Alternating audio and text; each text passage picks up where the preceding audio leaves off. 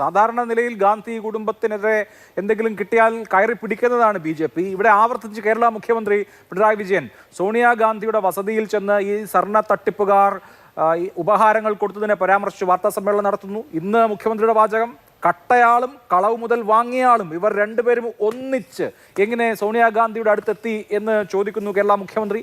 ഇത് LDF UDF വാക്പോര് മാത്രമായിട്ടാണോ നിങ്ങൾ കാണുന്നത്? സാധാരണ നിലയിൽ ഇത്തരം കാര്യങ്ങൾ കിട്ടിയാൽ ദേശീയ തലത്തിൽ തന്നെ എടുക്കാറുള്ള നിങ്ങൾ ഈ വിഷയം എടുക്കാത്തത് എന്തുകൊണ്ടാണ്? അല്ല അഭിലാഷ്, അതിനകത്ത് വളരെ കൃത്യമായിട്ടുള്ളൊരു കാര്യമുണ്ട്. കാരണം ഇപ്പോൾ പ്രകാശം മാഷ് എന്താണ് പറഞ്ഞത്? പ്രകാശം മാഷ് പറഞ്ഞത് ഇത് മാതൃഭൂമി നടത്തുന്ന ചർച്ചയിൽ ആ ചർച്ച എങ്ങനെ പോകുന്നു എന്ന് പറയാൻ വേണ്ടിയിട്ടാണ് ഞാൻ വന്നത്, അല്ലാതെ ഈ വിഷയം സംസാരിക്കാൻ വേണ്ടിയിട്ടല്ല അദ്ദേഹം വന്നതെന്ന് പറഞ്ഞു. അദ്ദേഹത്തിനോടൊരു ചോദ്യം ചോദിക്കാനുള്ളത്, നിങ്ങളുടെ 10 വർഷക്കാലമായിട്ടുള്ള ഭരണത്തിനിടയിൽ നിങ്ങളുടെ ദേവസ്വം വിജിലൻസിൻ്റെ കയ്യിൽ കൃത്യമായിട്ട് രേഖകളുണ്ടായിരുന്നല്ലോ, ഈ സാധനങ്ങളൊക്കെ പോയിട്ടുണ്ട് എന്നുള്ള രേഖകളുണ്ടായിരുന്നല്ലോ, എന്തുകൊണ്ടാണ് വിജിലൻസ് അത് പൂർത്തിവെച്ചത്? അത് ചോദ്യം ചെയ്യാനുള്ള ഉത്തരവാദിത്വം ഉണ്ടായിരുന്നില്ലേ? ഇപ്പം നിങ്ങൾ പറയുന്നു അത് വ്യക്തവും കൃത്യവുമായിട്ട് അന്വേഷണം നടക്കുന്നു. ഞാൻ ചോദിക്കട്ടെ, നിങ്ങളല്ലല്ലോ കണ്ടെത്തിയത്, അത് കോടതിയും ജഡ്ജിയും കണ്ടെത്തിയതിൻ്റെ അടിസ്ഥാനത്തിൽ ഉണ്ടാക്കിയിട്ടുള്ള SITയുടെ നേതൃത്വത്തിൽ നടത്തുന്ന അന്വേഷണം. അപ്പം നിങ്ങളുടെ കയ്യിലുണ്ടായിരുന്ന ഈ രേഖകളൊക്കെ വെച്ച് ഇതൊക്കെ നഷ്ടപ്പെട്ടു എന്നുള്ള രേഖകൾ വെച്ച് നിങ്ങൾക്ക് എന്താ അന്വേഷണം നടത്താഞ്ഞത്? ഇനി പോറ്റി സോണിയാഗാന്ധിയെ കണ്ടിട്ടുണ്ട്, നിങ്ങൾക്ക് അന്വേഷണം നടത്താം.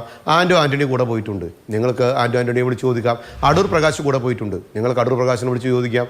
നിങ്ങൾ മറ്റേ UDFൻ്റെ കാലഘട്ടത്താണ് ഇതൊക്കെ ചെയ്തതെങ്കിൽ നിങ്ങൾ 10 കൊല്ലം അവിടെ ഇരിക്കേണ്ടായിരുന്നില്ലേ? നിങ്ങൾക്ക് ആ UDFൻ്റെ കാലഘട്ടത്തിൽ നടന്നിട്ടുള്ള അഴിമതിയാണ് എന്ന് പറഞ്ഞാൽ UDFൻ്റെ കാലഘട്ടത്തിലുള്ള ആളുകൾക്ക് ഇതിൽ പങ്കാളിത്തം ഉണ്ടെന്ന് പറഞ്ഞിട്ട് നിങ്ങൾക്ക് എന്തെങ്കിലും 10 കൊല്ലമായിട്ട് നിങ്ങൾക്ക് അന്വേഷിക്കാൻ പറ്റാഞ്ഞത്?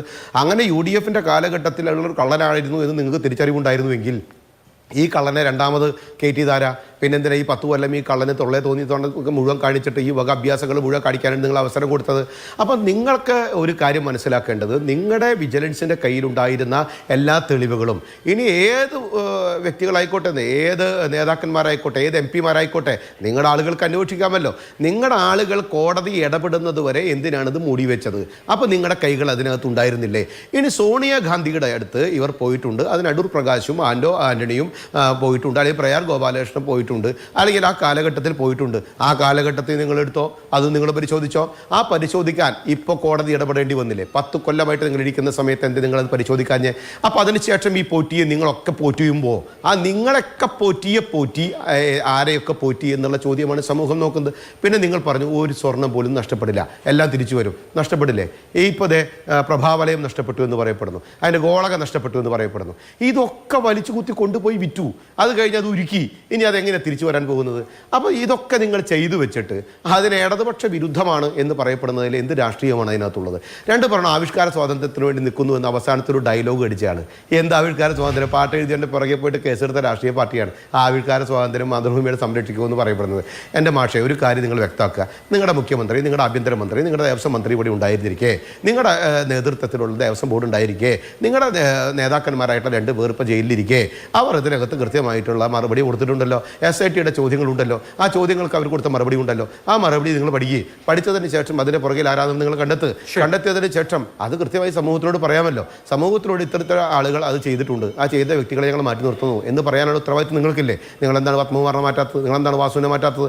നിങ്ങളെന്താണ് വിജയകുമാറിൻ്റെ വിഷയത്തിൽ തീരുമാനം എടുക്കാത്തത്? നിങ്ങളെന്താ ശങ്കർദാസിൻ്റെ വിഷയത്തിൽ തീരുമാനം എടുക്കാത്തത്? ആ രാഷ്ട്രീയത്തെക്കുറിച്ച് പറയുന്ന സമയത്ത് അതൊക്കെ ഞങ്ങൾക്കെതിരായിട്ട് പ്രവർത്തിക്കുന്നവരുടെ വെറുതെ വാചാടകമാണെന്ന് പറയപ്പെടുന്നത് വളരെ തെറ്റാണ്. നിങ്ങളുടെ സംഘടന രാഷ്ട്രീയം ഭരിക്കുന്ന സമയത്ത് 10 കൊല്ലമായിട്ട് ചെയ്ത പ്രവർത്തികൾ തന്നെയാണ് ചോദ്യം ചെയ്യുന്നത്. അതിന് മുൻപ് ഉണ്ടായിരുന്ന വ്യക്തികൾ, ഇനി നിലവിലുള്ള MP മാർ അത് അതിൻ്റെ ആളെ കൊണ്ടുപോയിട്ടുണ്ടെങ്കിൽ അത് നിങ്ങൾക്ക് അന്വേഷിക്കാലോ, ചോദ്യം ചെയ്യാലോ. നിങ്ങളത് കൃത്യമായി ചെയ്യണ്ടേ? ആ ചെയ്യേണ്ടത് ഉത്തരവാദിത്വം നിങ്ങൾക്ക് തന്നെയല്ലേ? നിങ്ങളുടെ സർക്കാർ, ആ സർക്കാർ ചെയ്തിട്ട് ആ കാര്യം പൊതുസമൂഹത്തിലോട്ട് പറയും. അപ്പോൾ കൃത്യമായിട്ട് ജനങ്ങൾക്കും അറിയാമല്ലോ. ശരി, ഓക്കെ.